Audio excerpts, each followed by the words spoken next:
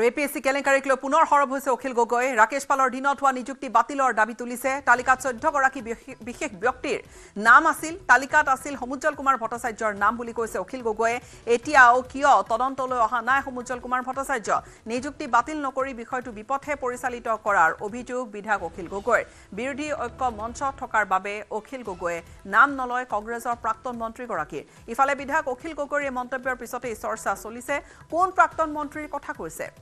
প্ৰাক্তন মন্ত্ৰী তথা বৰ্তমানৰ সাংসদ ৰকিবুল হুছেইনৰ ইংগিত দিছে নেকি তাক লৈ চলিছে হৰব চৰ্চা এপিএসসিৰ বিপ্লৱ কুমাৰ শৰ্মাৰ যি প্ৰতিবেদন সেই প্ৰতিবেদনৰ দুটা মূল ৰিকমেণ্ডেশ্যনছ এই দুটা কাৰ্যকৰী কৰাৰ ব্যৱস্থা কৰিব লাগে ৰাকেশ পালৰ দিনত হোৱা এপইণ্টমেণ্ট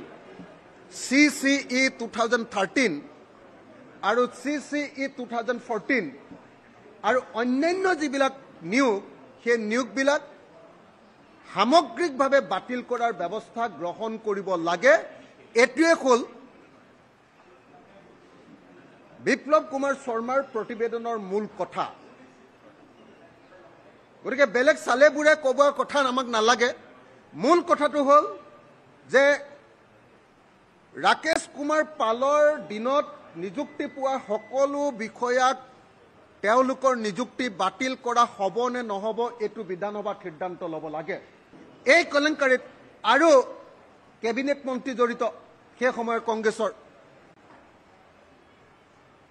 এইসকলৰ ৰেছপন্সিবিলিটি ফিক্স কৰিবৰ কাৰণে যে কোনে কোনে তালিকা দিছিলে সদৌ অসম ছাত্ৰ সন্থাৰ মুখ্য উপদেষ্টাজনে তালিকা দিছিলে নে নাই কাৰ কাৰ সুপাৰিশৰ ভিত্তিত চাকৰি দিয়া হৈছিলে এই আটাইবিলাক ফিক্স কৰি কাৰ পৃষ্ঠপোষকতাত এইবিলাক কাম চলিছিলে সেই 14 জন যি অপৰাধীৰ নাম দিছে তাতে 14 জন অপৰাধীৰ উপৰিও এই ৰাজনৈতিকভাৱে যিসকলে এনেকৈ পৃষ্ঠপোষকতা কৰিছিলে গুৰুজ্যোতি দাসৰ নিচিনা মানুহবিলাককে ধৰি আৰু এজন কেবিনেট মন্ত্ৰী জড়িত আছিলে কংগ্ৰেছৰ দিনৰ আমি সকলোৱে জানো গতিকে মই সকলোকে আহ্বান জনাওঁ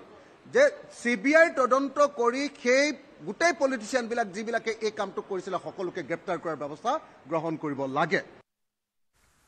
এপিএসসি কেলেংকাৰীক লৈ আনহাতে অখিল গগৈৰ বিৰুদ্ধে সৰব হৈছে সামগ্ৰীৰ বিধায়ক দীপ্লু ৰঞ্জন শৰ্মা সাহস আছে যদি প্ৰাক্তন কংগ্ৰেছী মন্ত্ৰীগৰাকীৰ নাম প্ৰকাশ কৰিবলৈ প্ৰত্যাহ্বান দিছে অখিল গগৈক তেওঁৰ সকলো এলিগেশ্যন সকলো সময়ত সত্য নহয় প্ৰথম কথা মই মাননীয় অখিল গগৈ ডাঙৰীয়াক মই প্ৰত্যাহ্বান জনাইছো তেখেতেতো যোৱাকালিও কৈছে কোনেও দাবী কৰিব নোৱাৰে অখিল গগৈ পইচা লৈছে বুলি তেওঁৰ নামটো কিয় ল'ব নোৱাৰে তেওঁৰ লগত কিবা লেনদেন হৈছিল নেকি অখিল গগৈ ডাঙৰীয়াৰ মই অখিল গগৈ ডাঙৰীয়াক যে আমি গণতন্ত্ৰৰ হেৰিত আছো গতিকে আপুনি যিহেতু নামটো জানে আপুনি কৈ দিয়ক আৰু আপুনি যিহেতু নামটো ক'বলৈ বিচৰা নাই আমাৰ এতিয়া সন্দেহ হৈছে ৰাইজৰ সন্দেহ হৈছে তেওঁৰ লগত অলৰেডি বিপ্লৱ সময় আয়োগতো তেখেত ইতিমধ্যে অভিযুক্ত হৈছে তেখেতে যিমানে চালেবেৰে কোৱাৰ কথা নকওক কিয় তেখেতৰ যি বিশ্বাসযোগ্যতা আছিল ক্ৰেডিবিলিটি আছিল আজিৰ দিনত একেবাৰে নাইকিয়া হৈছে গতিকে অখিল গগৈ ডাঙৰীয়াক মই আজিৰ দিনত প্ৰত্যাহ্বান জনাইছো হয় আজিয়ে তেওঁৰ নামটো কওক নহলে আমি যেটো কৈ আছো যে সেই মন্ত্ৰীজনৰ লগত হয়তো তেখেতৰ কিবা লেনদেন আছিল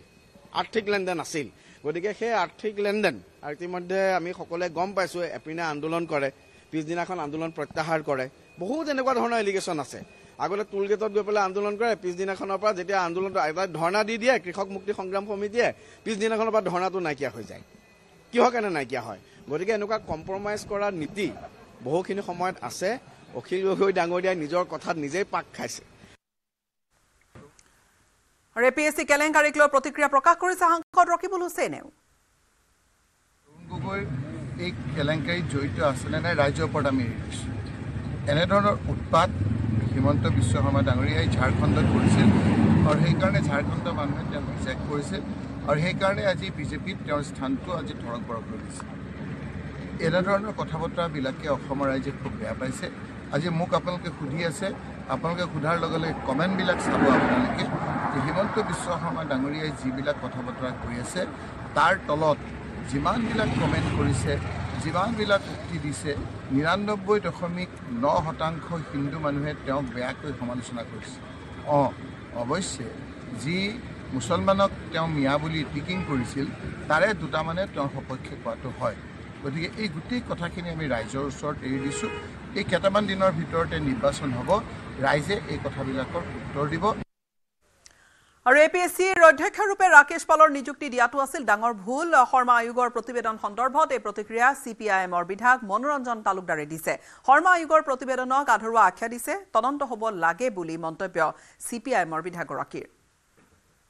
কংগ্ৰেছ বুলি কথা নহয় মোৰ কথাটো হৈছে পূৰ্বৰ পৰাই যেতিয়া শৰৎ সিংহ মুখ্যমন্ত্ৰী আছিল তেতিয়াৰ পৰাই পলিটিকেল এপইণ্টমেণ্ট হৈছে এপিএছচি এই পলিটিকেল এপইণ্টমেণ্টটো হৈছে কাৰণ আমি প্ৰথম দেখিলোঁ ৰূপনাথ ব্ৰহ্মৰ দৰে এটা পলিটিকেল ব্যক্তি তেওঁক মই কোনো অশ্ৰদ্ধা নকৰোঁ তেওঁক চেয়াৰমেন হিচাপে এপইণ্টমেণ্ট দিছিলে আৰু তাৰ পিছৰ পৰাইতো পলিটিকেল এপইণ্টমেণ্ট হৈ গৈছে অগপ চৰকাৰেতো পলিটিকেল এপইণ্টমেণ্ট দিছে অমিয় বৰাক চেয়াৰমেন পাতিছে এইটো পলিটিকেল এপইণ্টমেণ্ট কিন্তু আহি ৰাকেশ পালৰ এপইণ্টমেণ্টটো কোনো যুক্তিত মানি ল'ব পৰা এপইণ্টমেণ্ট নহয় সেই সম্পৰ্কত কংগ্ৰেছে কি ক'ব নক'ব কংগ্ৰেছে ক'ব মই সেইটো নকওঁ কিন্তু মই গোটেই এপিএছচিত এই ৰাজনৈতিক নিয়োগ যিটো হৈছে